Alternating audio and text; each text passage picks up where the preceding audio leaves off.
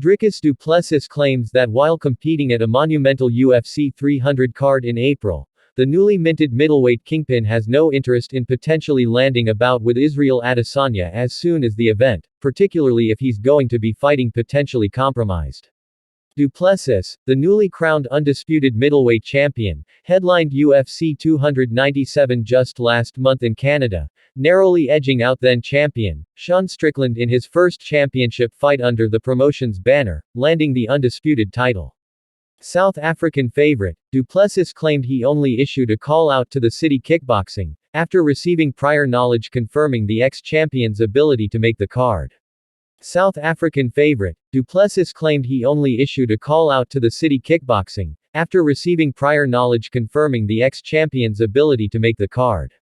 However, for himself, Pretoria native, Du Plessis claimed that while a spot on the massive pay-per-view card in April would be huge for him, he won't consider fighting at UFC 300 against Adesanya if he is not fully, 100% recovered from his clash with Strickland.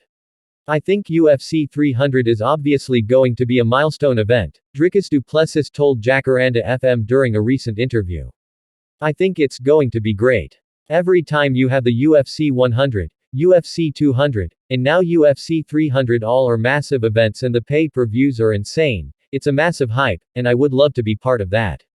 But, not if it's going to mean that I'm not going to be fully recovered, Dricus du Plessis continued. Defending my title is much more important to me than being on this milestone event. The real milestone event will be UFC in Africa, and more importantly, South Africa. I can't even explain to you how long I'll be willing to wait to make that happen and defend my belt on home soil. That's history. UFC 300 is just a number. It's not as massive as UFC Africa.